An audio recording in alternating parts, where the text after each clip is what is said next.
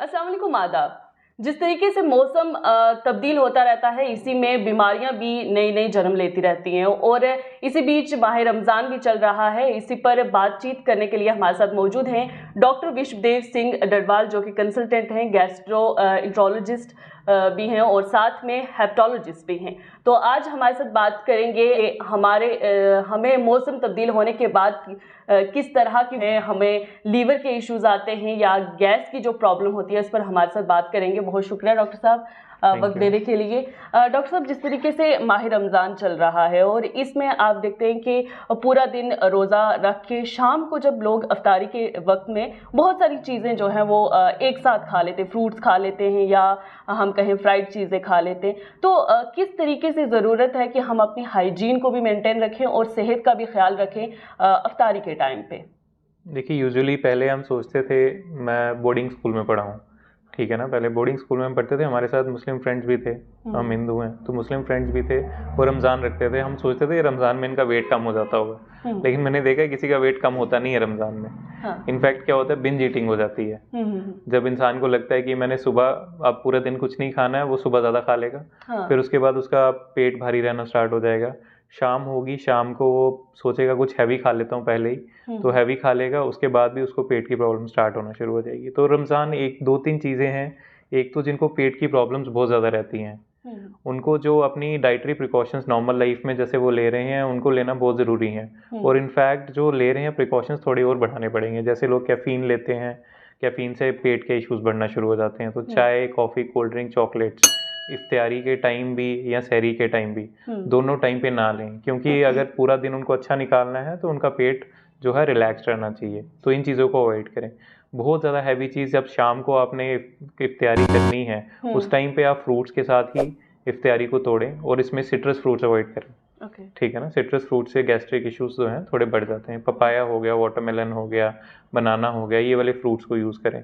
और जो खाना खाना है उसके आधे घंटे या 15 मिनट 20 मिनट के बाद ले लें।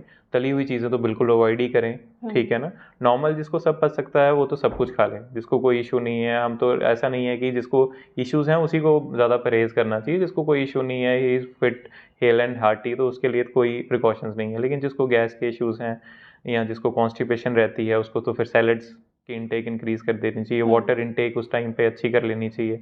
अगर शाम को जैसे रात को पी सकते हैं पानी, तो पानी आपको अच्छे से लेना है ताकि आप अगले दिन हाइड्रेटेड रहें पूरा, ठीक है ना। हमारे टोटल वाटर इनटेक ज़्यादा इंपॉर्टेंट है कंपेयर टू कि आप कितनी बार पानी पी रहे हो। तो 3 से 4 लीटर पानी तो मेंटेन रखना है। हम अगर दिन में नहीं, शाम को पी लीजिए आप पानी। तो जब सुबह भी आप कर रहे हैं, सुबह आप जब मॉर्निंग में कुछ लेते हैं खाने के लिए, उस टाइम पे फ्राइड चीज़ों को अवॉइड करो, मिर्च मसालों को अवॉइड करो।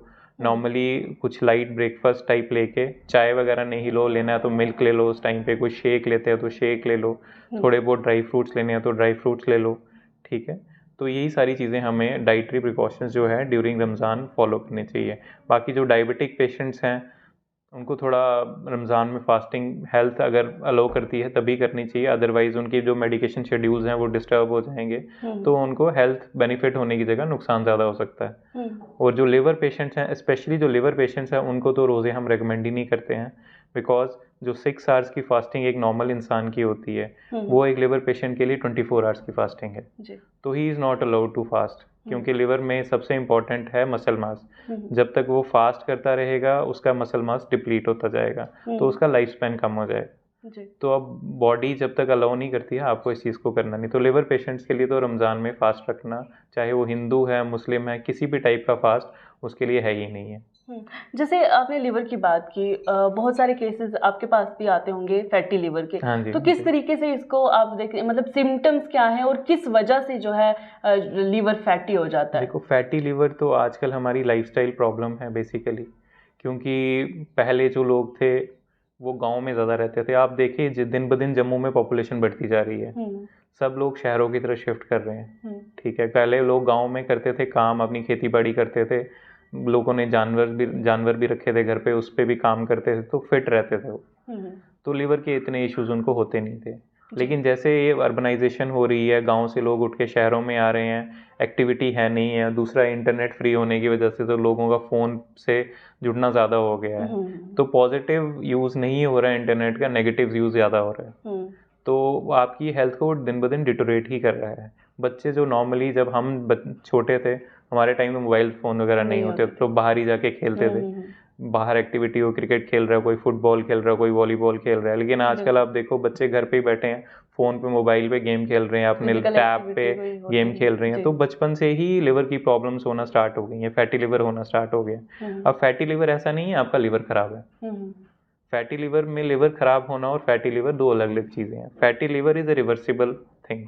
वो जैसे आप एक्सरसाइज करोगे, वेट लॉस करोगे, फैटी लिवर ठीक हो जाएगा। लेकिन फैटी लिवर के बाद में क्या होता है, लिवर में जब फैटी बहुत ज़्यादा हो जाता है, उसमें इन्फ्लेमेशन होती है, उसके बाद जाके लिवर ख़राब होता है। तो ये स्टेप वाइज पैटर्न है। पहले फैटी लिवर होगा, फिर लिवर में इन्फ्लेमेशन होगी जिसको हम नैश बोलते हैं, स्टेटोहेपेटाइटिस हो जाता है, इन्फ्लेमेशन होती है, उसके बाद फिर जाके सिरोसिस होता है। अगर हम फैटी लिवर पे ही अपनी लाइफस्टाइल को अच्छा कर लें, अपने खान पान को सही कर लें, रेगुलर एक्टिविटी करें, एक्सरसाइज करें, वॉक करें, तो ये सारी चीज़ें जड़ से ही आप तभी ख़त्म कर सकते हो। आप इनिशियली जब आप स्टेप्स लेते हो, स्टार्टिंग में ही एक्सरसाइज करना स्टार्ट कर दोगे, वो ये कोल्ड ड्रिंक्स नहीं लोगे। सबसे इम्पॉर्टेंट, सबसे जो बड़ा दुश्मन है आजकल, तो इंटरनेट पे रील्स इतना कुछ आ रहा है, सबको पता है sugars are to be avoided. Sugars तो बंद करनी ही करनी है हमने। जिनको लिवर में प्रॉब्लम है, पेट ज़्यादा बढ़ रहा है, उनको ये सारी चीज़ें बढ़ानी है। क्योंकि जैसे जैसे हम खाते हैं पेट बढ़ जाएगा। तो पेट बढ़ने से क्या है, इंडियंस में क्या होता है, पेट बढ़ता है। बाहर वेस्टर्न पॉपुलेशन देखते हैं, वो उनकी पूरी बॉडी में बल्क आता है। हाँ। लेकिन इंडियंस के जो डाइट है, हम जो डाइट खाते हैं, उससे पेट ही बढ़ता है, क्योंकि हमारी डाइट में कार्ब ज़्यादा है, प्रोटीन्स कम है। तो इसकी वजह से क्या होता है, इंसुलिन रेजिस्टेंस बढ़ना शुरू हो जाती है। जब इंसुलिन रेजिस्टेंस बनती है तो फैटी लिवर बढ़ता है। तो जब जितनी ज़्यादा, उससे फिर डायबिटीज़ होगी। तो डायबिटीज़ भी आप समझ लो एक किस्म के फैटी लिवर के आने की वजह से ही, डायबिटीज़ की भी जो है पॉपुलेशन में डायबिटीज़ बढ़ती जा रही है। पहले इतनी डायबिटीज़ नहीं होती थी, अब डायबिटीज़ भी फैटी लिवर की वजह से बढ़ रही है। तो एवरीथिंग इज इंटर रिलेटेड। अगर किसी को डायबिटीज़ है, उसको फैटी लिवर हो जाएगा अगर वो डायबिटीज़ कंट्रोल नहीं करेगा। अगर डायबिटीज़ कंट्रोल करेगा, फैटी लिवर भी बेटर हो जाएगा। ओके, तो ये फैटी लिवर की वजह से हार्ट अटैक का रिस्क रहता है? फैटी लिवर की वजह से हार्ट अटैक का भी रिस्क रहेगा, क्योंकि फैटी लिवर क्या है, फैट, एक्सेस फैट जम रहा है आपके। यूजुअली ट्राइग्लिसराइड्स जो होते हैं, आप देखिए इंडियन पॉपुलेशन में सबसे ज़्यादा ट्राइग्लिसराइड्स बढ़ते हैं जी। तो ये फैट जाके लिवर पे जमता है। वो जितना जितना लिवर पे जमता जाएगा फैट, फिर वो सर्कुलेशन में भी जाएगा फैट, वही फिर नसें ब्लॉक करेगा। तो अगर हम फैटी लिवर कम करते हैं तो ये आपकी हर हेल्थ के लिए, आपकी कार्डिक हेल्थ के लिए भी अच्छा है, आपकी पैंक्रेटिक हेल्थ जो डायबिटीज़ है उसके लिए भी अच्छा है। तो ओवरऑल एक्सरसाइज, वेट लॉस जो है वो हर बॉडी ऑर्गन के लिए इम्पोर्टेंट है। तो गैस की प्रॉब्लम के बारे में क्या कहेंगे, किस तरीके से ये प्रॉब्लम जो है शुरू होती है? और जिस तरीके से मैंने कहा कि मौसम अगर बदलता है, जैसे अभी गर्मियों का मौसम है, तो इसमें क्या फ़र्क पड़ेगा जिनको प्रॉब्लम है या हो सकती है? क्योंकि जब भी हम खाते ऑयली चीज़ें खाते या फ्राइड चीज़ें खाते हैं, तो गैस की प्रॉब्लम आम से कोई अगर नॉर्मल इंसान भी होगा उसको भी हो जाती है। देखो गैस की परसेप्शन बड़ी डिफरेंट है पॉपुलेशन में। नॉर्मली जो गैस की ज़्यादा प्रॉब्लम सर्दियों में होती हैं, रीज़न बीइंग की इनएक्टिविटी ज़्यादा होती है सर्दियों में, ठीक है ना। लेकिन गर्मियों में क्या होता है, गर्मियों में घबराहट ज़्यादा हो जाती है, गर्मी की वजह से घबराहट हो जाती है लोगों को, मुझे लगता है मुझे गैस हो गई है, लेकिन वो घबराहट हो रही है गर्मी की वजह से। तो उसमें हाइड्रेशन मेंटेन करना इंपॉर्टेंट है। गर्मियों में सबसे इंपॉर्टेंट है हाइड्रेशन। आप जितना ज़्यादा पानी लोगे, जूसेस लोगे, फ्रूट्स लोगे, तो आप ठीक रहोगे। सर्दियों में आप चलते फिरते नहीं हो, चाय की इंटेक बढ़ जाती है, उससे गैस की प्रॉब्लम बढ़ना शुरू होती है। गर्मियों में कंपैरेटिवली कम हो जाती है, क्योंकि लोग चाय कम पियेंगे, कॉफ़ी कम पियेंगे, और हॉट ड्रिंक्स लेना पसंद नहीं करेगा गर्मी में इंसान। तो एज सच गैस की प्रॉब्लम जो है गर्मियों में कम होती है, सर्दियों में ज़्यादा होती है। इसके लिए मेडिकेशंस क्या रहेंगे? कुछ लोग होते हैं जो बिना डॉक्टर को कंसल्ट किए कोई भी दवा खा लेंगे। देखिए, बिना, ऐसा है कि गैस में ये है कि गैस कुछ लोग बोलते हैं कुछ कॉन्स्टिपेशन की वजह से गैस होती है, कुछ गैस एसिड की वजह से होती है। जो पेट फूलता है वो कॉन्स्टिपेशन की वजह से गैस होती है। लोग बोलते हैं पॉटी के रास्ते ज़्यादा हवा निकल रही है, वो एसिड की वजह से नहीं है। जो पेट में दर्द हो रही है, जलन पड़ रही है, वो एसिड की वजह से हो रही है। तो उसके लिए तो गैस की गोली जो नॉर्मली केमिस्ट भी दे देगा, उससे भी आप ले सकते हो। लेकिन इसमें 2-3 चीज़ें हमें ध्यान में रखनी पड़ती हैं। एक तो जब एज आपकी क्या है, यंग एज है, यंग एज में आप ले लो मेडिसिन, कोई बात नहीं है। लेकिन आपकी एज 40 प्लस है, 45 प्लस है, तो आपको अचानक ही गैस की प्रॉब्लम स्टार्ट हो गई है, पहले नहीं थी, तो उस केसेस में एंडोस्कोपी करना ज़रूरी हो जाता है, क्योंकि 40-45 के बाद ही यूजुअली कैंसर्स की आना बॉडी में स्टार्ट होते हैं। तो उस टाइम पे एंडोस्कोपी करना ज़रूरी है, क्योंकि गैस्ट्रिक कैंसर का भी पहला सिम्टम जो है गैस ही हो सकती है। खून कम होना, जी। पॉटी कैसी आ रही है, गैस के साथ साथ अगर ब्लैक मोशंस आ रहे हैं तो इम्पॉर्टेंट है, क्योंकि उसमें हो सकता है आपको अल्सर बन गया हो अंदर कोई। ब्लैक मोशंस ब्लड लॉस की वजह से आते हैं। तो अगर यही गैस होती है और वॉमिटिंग ज़्यादा आती हैं, वॉमिटिंग के साथ ब्लड आता है, तब भी आपको डॉक्टर से मिलना है, क्योंकि ये सारे अल्सर के लक्षण हो सकते हैं। कई बार गैस्ट्रिक कैंसर में भी वो अल्सर ही होता है, तो वही ब्लड या तो पॉटी के रास्ते से निकलेगा या मुंह से निकलेगा, खून कम हो जाएगा। सिर्फ गैस के साथ जब ये वाले सिम्टम्स भी आना शुरू हो जाएं, वेट लॉस होना शुरू हो जाए, ब्लैक मोशंस आना शुरू हो जाएं, खून की उल्टी हो, फटीग महसूस करना इंसान ज़्यादा शुरू कर दे, तो उसको डॉक्टर को कंसल्ट करना चाहिए। जैसे एक्सपेक्टिंग मदर्स होती हैं, उनको अक्सर कॉन्स्टिपेशन की प्रॉब्लम होती है, आपके पास भी केसेस आते होंगे। बिकॉज तो उस टाइम पे क्या होता है, बच्चे के प्रेशर की वजह से जो रेक्टम है हमारा, क्यों वो पीछे है, जो बच्चेदानी के पीछे रहता है जहाँ से पॉटी करते हैं, तो उसके प्रेशर की वजह से भी रेक्टम में थोड़ा प्रेशर बढ़ता है, उसकी वजह से थोड़ा कॉन्स्टिपेशन रहता है, एक्टिविटी भी थोड़ी कम हो जाती है, उस वजह से भी कॉन्स्टिपेशन रहता है। तो कैसे हेल्दी लाइफस्टाइल को मेंटेन रखा जा सकता है आपके हिसाब से, अगर आप यंगस्टर्स को खास करके देखें? हेल्दी लाइफस्टाइल में तो मैं यही बोलूँगा, WHO की रिकमेंडेशंस यही है। एक तो हमें वाटर इनटेक रखना चाहिए, 3 to 4 litres water intake. Diet में फाइबर और फ्रूट्स इंक्लूड करने हैं, 1 plate of fibre and 1 plate of fruits. और सबसे इंपॉर्टेंट है एक्सरसाइज, दैट इज़ वर्कआउट। ठीक है ना, उसमें आपको 30 मिनट्स 5 डेज अ वीक तो मिनिमम वर्कआउट करना ही करना है। और वर्कआउट ऐसा नहीं है, लोग बोलते हैं मैं वॉक करने गया था, फ़ोन कान पे लगा हुआ है, आराम से चल रहे हैं, उस वर्कआउट का कोई फ़ायदा नहीं है। जो वॉक का जो स्पीड है आपकी 6 to 7 किलोमीटर्स पर आवर की स्पीड होगी, तभी वो वॉक आपको कोई फ़ायदा देगी, अदरवाइज़ वो वॉक भी आपको कोई फ़ायदा नहीं देगी। बाकी अगर आपके पास टाइम कम है, आप वॉक 1 घंटा नहीं कर सकते हो, तो आप हाई इंटेंसिटी वर्कआउट कर लो, जिसमें मल्टीपल सेट्स आते हैं एक्सरसाइजेस के, उसमें आप ज्वाइन कर लेते हो, तो उससे क्या होता है, आप जल्दी बर्न आउट कर लेते हो अपनी कैलोरीज। तो ये सारी चीज़ें हमें करनी ज़रूरी हैं। जैसे एक बात और, जैसे फैटी लीवर की वजह से क्या मतलब अगर ये बढ़ जाता है तो इससे कैंसर भी जन्म ले सकता है? फैटी लीवर की वजह से लिवर ख़राब होता है, लिवर सिरोसिस हो जाता है। फिर लिवर सिरोसिस जब हो जाता है तो लिवर सिरोसिस के पेशेंट्स में ही कैंसर बनने का रिस्क रहता है। नॉर्मल लिवर में कैंसर सिर्फ एक ही कंडीशन है जिसको हम हेपेटाइटिस बी बोलते हैं, उसी में नॉर्मल लिवर में कैंसर होता है। अदरवाइज के लिवर कैंसर है यूजुअली सिरोसिस होने के बाद ही होता है।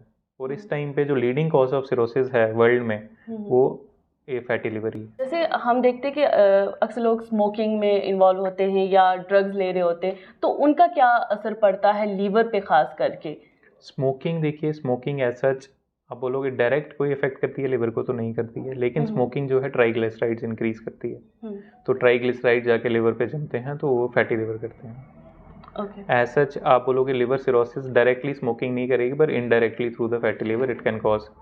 जो दूसरी चीज़ है ड्रग्स का, देखो ड्रग्स में प्रॉब्लम ये होती है कि वो यूजुअली आपके सारे ऑर्गन्स को अफेक्ट कर देती है। जब ओवरडोज हो जाएगी, आपकी रेस्पिरेटरी डिप्रेशन हो जाएगा, तो पेशेंट बचेगा ही नहीं। क्योंकि मैं जब एमडी करता था 2013-14 में, जम्मू में इतने ड्रग्स नहीं थे। फिर मैंने जब मेरी एमडी ख़त्म हो गई, मैं रजिस्ट्रारशिप करने लगा जीएमसी में, तो मैंने देखा कि लड़के आ रहे हैं एकदम बेहोश होके, कोई होश नहीं है उनको, सांस नहीं ले पा रहे हैं। ड्रग ओवरडोज के केसेस उस टाइम पे आना शुरू हो गए। तो ये 14-15 के बाद जो है ड्रग्स जो है जम्मू में बहुत ज़्यादा बढ़ गया। तो इसमें तो पेरेंट्स को ही सबसे ज़्यादा इंपॉर्टेंट रोल पेरेंट्स का ही है। बच्चों के साथ फ्रैंक रहें।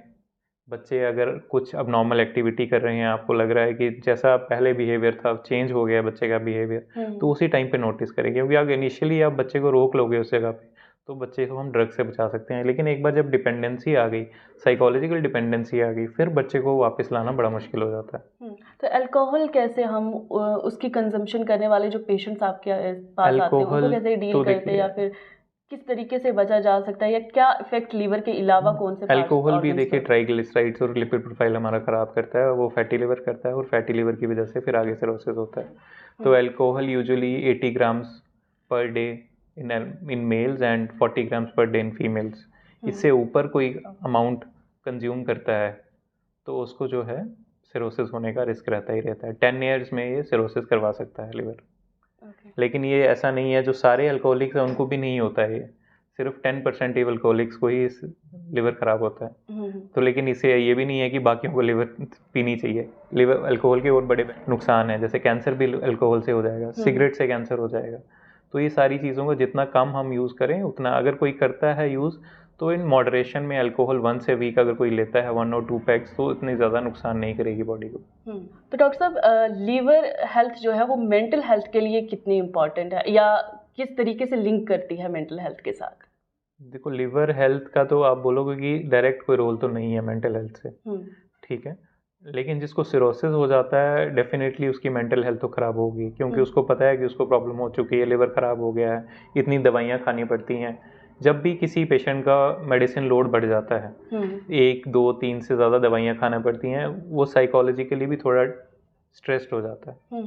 तो वो स्ट्रेस होने की वजह से उसकी मेंटल हेल्थ ख़राब होती है।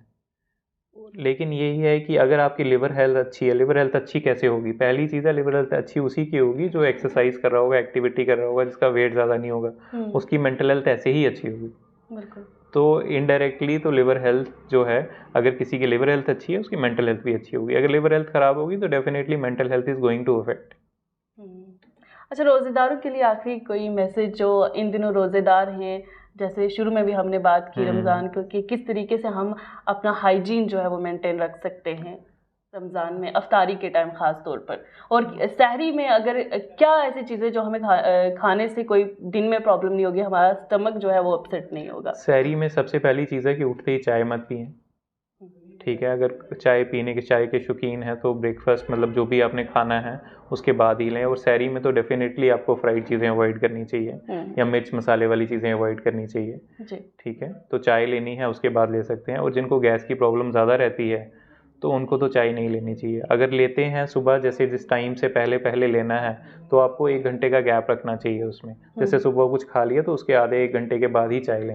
एकदम नहीं खाने के साथ चाय लेंगे, वो भी अच्छा नहीं है बॉडी के लिए।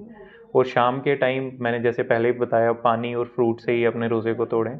उसके बाद जो फ्राइड चीज़ें हैं, समोसे पकोड़े, इनको थोड़ा अवॉइड करें। नॉर्मल जो फुल्का सब्ज़ी, दाल चावल या फिर चिकन खाना है, किसी को मटन खाना है, वो उसके साथ लें।